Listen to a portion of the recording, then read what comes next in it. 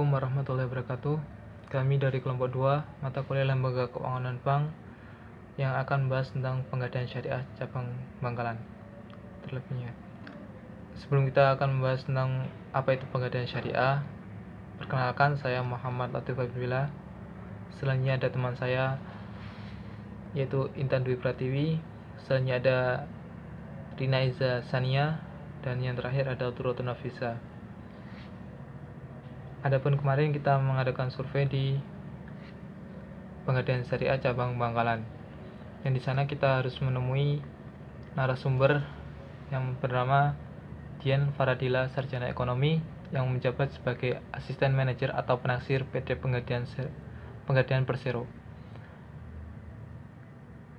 yang lokasinya terletak pada kantor cabang Syariah Bangkalan, Jalan Lemah Dhuwur nomor 8 Bangkalan. Adapun visi dan misi Pegadaian Syariah cabang Bangkalan yaitu visi menjadi the most valuable financial company di Indonesia dan sebagai agen inklusi keuangan pilihan utama bagi masyarakat. Adapun misinya yaitu 1. Memberikan manfaat dan keuntungan optimal bagi seluruh pemangku kepentingan dan bisnis inti. Yang 2. Membangun bisnis yang lebih beragam dengan mengembangkan bisnis baru untuk menambah porsi nilai ke nasabah dan pemangku kepentingan.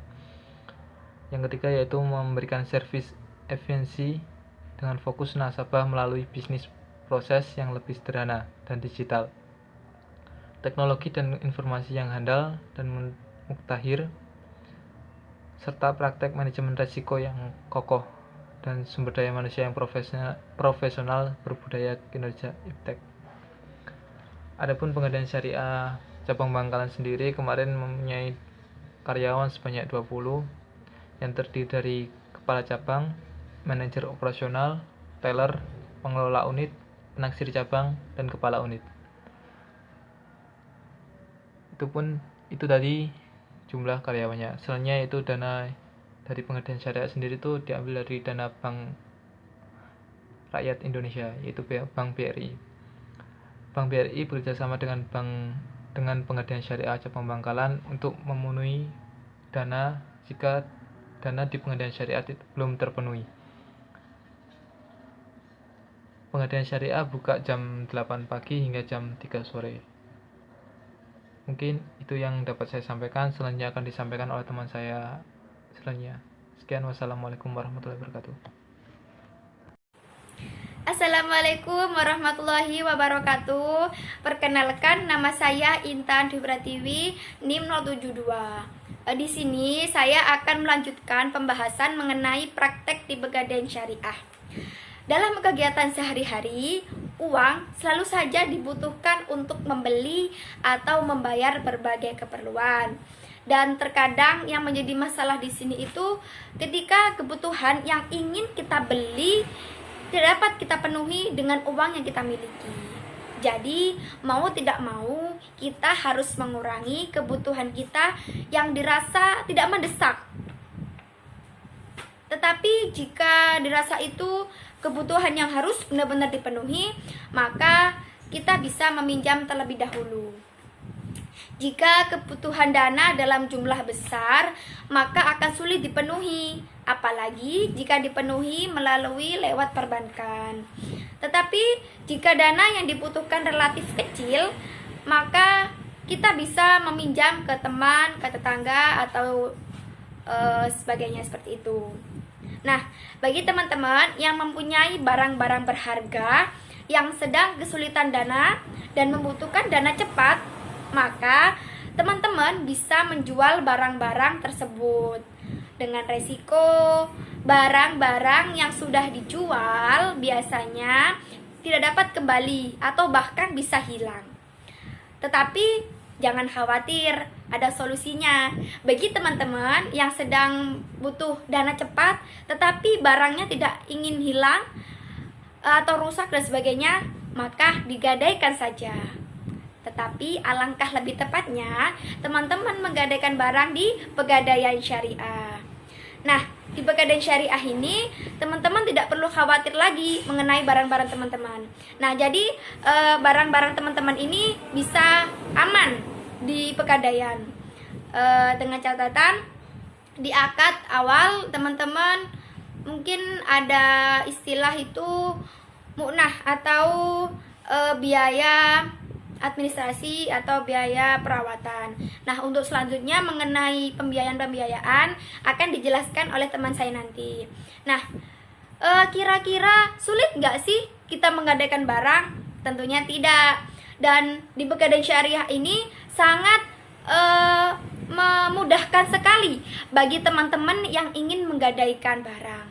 Nah, bagaimana sih caranya? Bisa kita lihat ya di slide nomor 7, ada prosedur pinjaman gadai. Yang pertama, teman-teman datang ke Pegadaian Syariah terdekat. Yang kedua, membawa identitas diri seperti KTP, SIM, paspor, dan lain sebagainya. Dan yang ketiga, mengisi formulir. Nah, akan saya tunjukkan formulirnya. Nanti formulirnya seperti ini ya teman-teman. Sebentar, copot. Seperti ini formulirnya. Nah, jika kurang jelas nanti akan muncul di slide nomor 8. Teman-teman bisa lihat di slide nomor 8 itu nanti ada foto ini formulir aplikasi Rohen dan bukti Rohen. Nah, kemudian menyerahkan barang gadai, tunggu 15 menit saja. Dan penaksir akan menaksir barang kita, barang teman-teman. Nah, kemudian nanti muncullah harga segini. Jadi nanti disepakati antara nasabah dengan pihak pegadaian.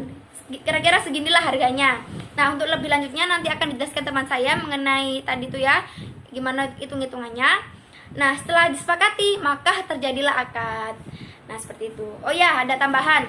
Untuk kendaraan bermotor, maka membawa STNK asli dan BPKB. Jangka waktu pinjaman maksimal 4 bulan atau 120 hari dan dapat diperpanjang dengan cara membayar ijaroh saja atau mengansur sebagian uang pinjaman. Pelunasan dapat dilakukan sewaktu-waktu dengan perhitungan ijaroh selama masa pinjaman tanpa perlu menerima pinjaman dalam bentuk tunai. Barang jaminan tersimpan aman di Pegadaian. Nah, nanti itu ketika teman-teman menggadaikan barang, nanti akan ditanyai ini uangnya mau tunai atau mau ditransfer, seperti itu. Jadi sangat mudah sekali. Oke, kita lanjut ke slide nomor 8. Nah, sudah slide nomor 8 itu ada sebelah kiri ya. Itu ada formulir aplikasi Rohen dan yang satunya itu surat bukti Rohen. Jadi setelah teman-teman menggadaikan barang dan deal nanti akan dapat seperti itu, surat bukti Rohen. Selanjutnya slide nomor 9. Nah, kira-kira barang-barang apa saja sih yang bisa digadaikan? Yang pertama yaitu barang-barang atau benda perhiasan seperti emas, perak, intan, berlian, mutiara, platin, dan jam. Kemudian yang kedua yaitu barang-barang berupa kendaraan seperti mobil, termasuk bajai dan bemo, sepeda motor, dan sepeda biasa termasuk becak. Kemudian yang ketiga yaitu barang-barang elektronik, antara lain televisi, radio, radio tape, video, komputer, kulkas, tutsel, dan mesin ketik, dan lainnya masih banyak lagi. Kemudian yang keempat yaitu barang-barang keperluan rumah tangga seperti barang tekstil, berupa pakaian, permadani atau kain batik.